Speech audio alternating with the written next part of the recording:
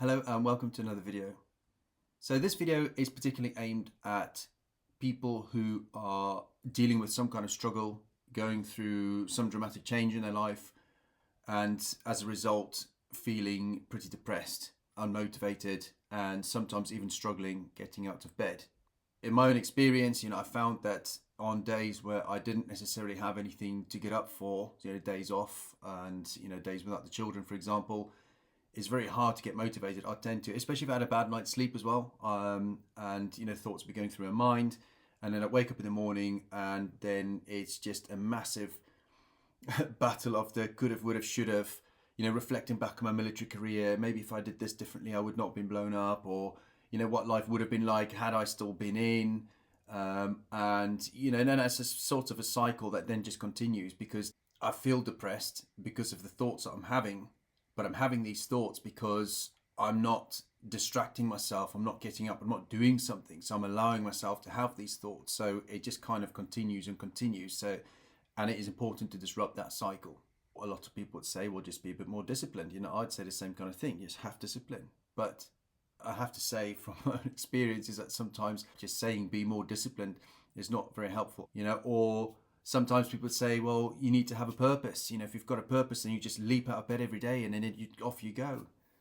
And that's not the case either. Yes, it's great to have a purpose. And I am a full believer on defining your purpose or finding out what that is. It's very hard to just think of a purpose when you're in a state of mind. And from my own experience, obviously, when I was injured, I lost my purpose. I could no longer do the very thing that I've been wanting to do for the rest of my life. And I had to redefine my purpose. That was taken away from me. But then when I went through my mental health challenges and through the divorce and stuff like that, I already had a purpose, yet I still had moments like this where it was just real struggle to get out of bed. It just felt really weary from all the kind of battles all around me. So in this video, I just wanted to share the experiences that I've had with that and what I kind of did that really helped me, which potentially might be able to help you or somebody that you know. The main thing is to break the cycle of thinking in the morning. I get up and, like I said, it's an onslaught of all the unhelpful thoughts.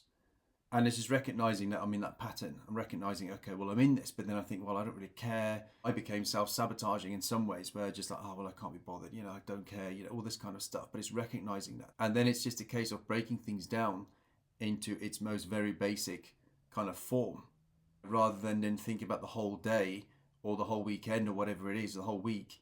Think, okay, well, I just want to get through this day. Actually, I just want to get through this morning. So the first thing I need to do is just get out of bed and get in the shower. And then I'd really force myself, okay, just get into the shower. Because I know as soon as I've had that hit of water and I've cleansed myself, I will feel slightly better as well. It would wake me up a bit more, especially if I had a bad night's sleep. And then I'll be able to kind of do the next thing.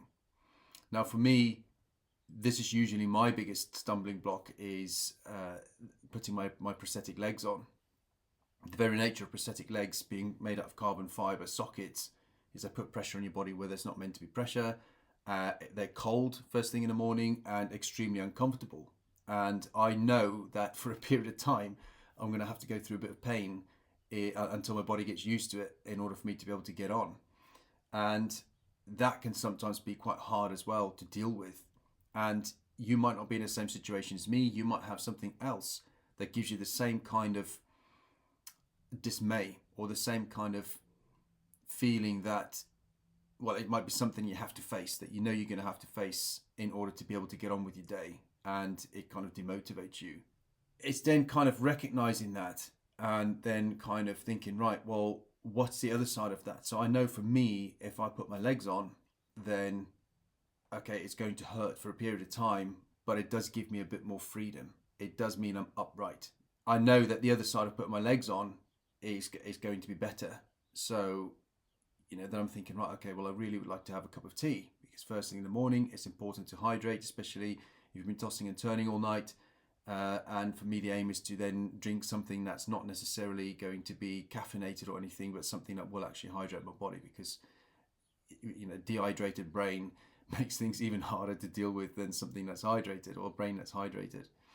So that becomes my motivation then. And then I'm thinking, okay, I'm going to count down, and then I'm going to put my leg on, or at least my right leg. Just even breaking it down into the most simple form, but it's just to keep moving, just to get moving, just to start doing something. And then I count down. Okay, 3, 2, 1, and then I put my leg on. And then I just do it. And I know already that I'm going to have a bit of pain when I do it. So I've kind of already prepared myself for this. So when it does hurt, rather than going, oh, for goodness sake, it's just okay. So, okay, well, I knew this was going to be the case. But at least I'm up, and then the effort of having to take my legs off and all of that kind of stuff is almost worse than what it is. And I'll make my bed. Then I'll go down, I'll make my cup of tea. And then normally by this point, my body's warming up, my mind's waking up, and, I start to feel a bit better. I'm starting to find some sort of flow. And at that stage, I know that it's important for me to eat something, even though I might not feel like having breakfast, but just getting some kind of fuel in, which is just to help my body energize myself. And then I'll just make a slice of toast or something, and just begin really small.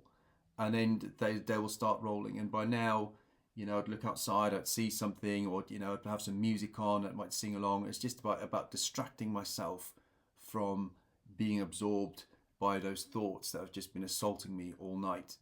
The important thing to note here as well is to make sure that what you are putting in your mind is something that's going to be useful and good, and not necessarily something that's going to bring more negativity, like the news, for example. I know for myself, at times looking at the news, under the whole guise of, oh, well, I need to know what's going on. It's like, well, yeah, but when I'm feeling like that, that's the last thing that I need, is to know what crap's going on in the world. Perhaps maybe put a podcast on, or put some kind of music video on, or just something different. And then usually by this point, I then think, okay, well, what can I do to get to the end of the day? Okay, well, again, I'll maybe read a book, maybe I'll do something productive. Exercise is really important. So I'll try and factor in some form of exercise throughout the day, whether it's just getting out for some fresh air, sitting outside for a bit, going for a walk, getting on the bike, going to the gym, maybe reaching out to somebody, see who else is around, and go and socialize, because that's another way of changing things. And it's just doing what's necessary to get to the end of the day. And then by the time you get to the end of the day, you have the same evening routine where, normally by this point I'm pretty knackered anyway, but it's about switching off the correct way. For me in particular, it's lack of screen time before I go to bed, read before I go to bed. Obviously I'll say a prayer or something, and then I'll go to sleep.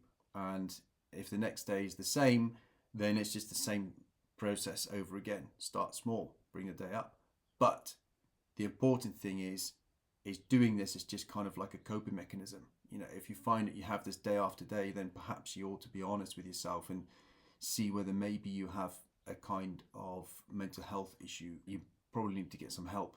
And I can say from my own personal experience that at the beginning I dreaded the thought of even going to get some professional help, because why would I need that? But actually, that was probably the worst thing, because, yeah, okay, perhaps you might be able to deal with things on your own. Perhaps you might be able to get yourself better.